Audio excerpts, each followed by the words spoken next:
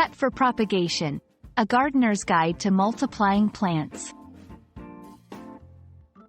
Hello, everyone. Today, we're diving into a fascinating topic that combines the beauty of gardening with the wonders of plant growth. We'll explore what it means to cut for propagation, and how this simple technique can help you create more plants from the ones you already love. Whether you're a seasoned gardener or new to the world of plants, this video will shed light on how you can multiply your green friends with ease. Let's get started. Propagation is the process of creating new plants from a variety of sources: seeds, cuttings, bulbs, and other plant parts.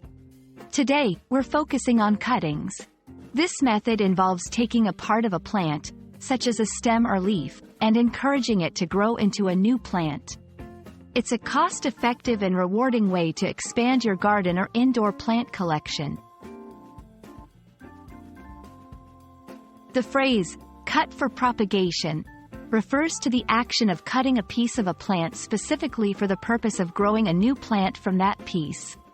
This method is commonly used because it allows gardeners to clone their favorite plants, ensuring the new plants have the same characteristics as the parent plant. There are different types of cuttings: stem cuttings, leaf cuttings, and root cuttings, each suitable for different plant species. 1. Select the right plant. Not all plants can be propagated from cuttings. Do some research to make sure your plant is a good candidate. 2. Choose the right time. Early morning is the best time to take cuttings because plants are fully hydrated. 3. Cutting process. 4. Use a sharp, clean pair of scissors or pruning shears. 5. Cut a 4 to 6 inch section of stem, including at least one set of leaves or nodes, where leaves meet the stem. 6. Remove the leaves from the lower half of the cutting to avoid rotting. 7. Rooting the cutting.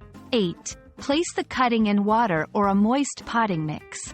9. Keep it in a warm, bright spot but out of direct sunlight. 10. Wait for roots to develop, which can take a few weeks depending on the plant. Once your cuttings have developed roots, it's time to plant them in soil. Choose a pot with drainage holes and use a good quality potting mix. Water the new plant regularly, but be careful not to overwater. With proper care, your new plant will grow and thrive, adding more greenery to your space. And that's it. You now know how to cut for propagation, and can start multiplying your favorite plants. This technique is not only practical but also incredibly rewarding, as it allows you to witness the birth of new life from a single cutting. We hope this video has been helpful and inspires you to try propagating your plants. Happy gardening, and see you in the next video.